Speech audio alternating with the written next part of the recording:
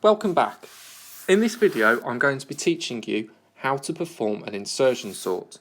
It's important that you've watched the bubble sort video, which you can find the link to in the comments, before you proceed with this.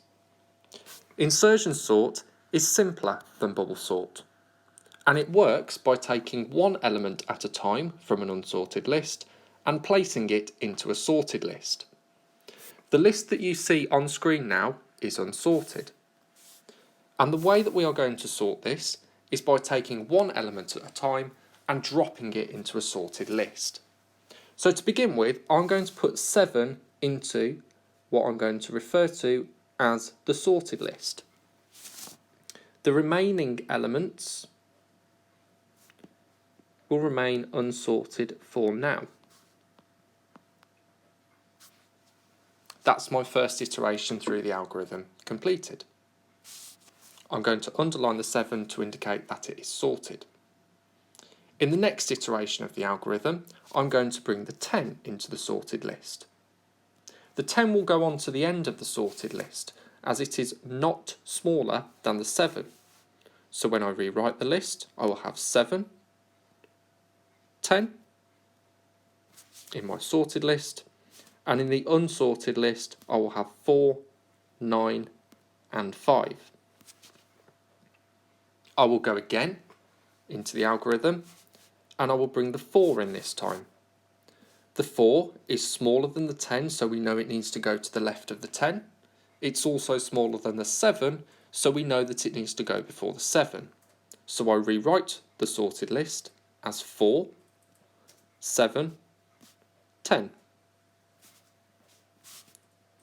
The 9 and the 5 remain in the unsorted list. The 9 is brought into play next. I begin by comparing it to the 10, and I know that it needs to go to the left of the 10 as it is smaller. I then compare the 9 to the 7, and I know that the 9 has to go to the right of the 7 as it is larger. This shows me the position that I'm going to drop the 9 into. So my list is now 4, 7, 9, 10. That's sorted, with the 5 remaining in the unsorted list. To complete the algorithm, I'm going to compare the 5 to the 10. I know that it is smaller, so I then compare the 5 to the 9.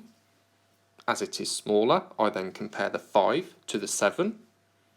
I know that it is smaller. I compare the 5 to the 4. As the 5 is bigger, I know that the 5 needs to go to the right of the 4. So my final sorted list is 4, 5, 7, 9, and 10.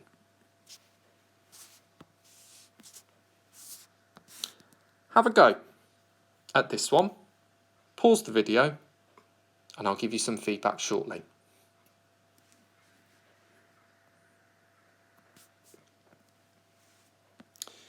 With this, we are going to begin by putting 22 into a sorted list.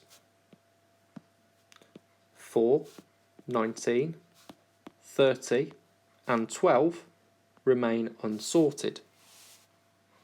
I'm then going to add the 4. I compare it to the 22 and realise that it needs to go to the left as it is smaller. So my list is now 4, 22, sorted, 19, 30 and 12 remain in the unsorted list. 19 is brought in next. I compare it to the 22 and I know that it has to go to the left of 22. So my list is now 4, 19, 22, with the 30 and 12 remaining unsorted. 30 comes in next. I compare it to 22. It is not smaller than 22, so it must go to the right of 22, making my list 4, 19, 22, 30, that is sorted, and 12. 12 now enters the list We compare it to 30 initially, we realise it needs to go to the left of 30. We then compare it to 22. We know that it must go to the left of 22 as it is smaller.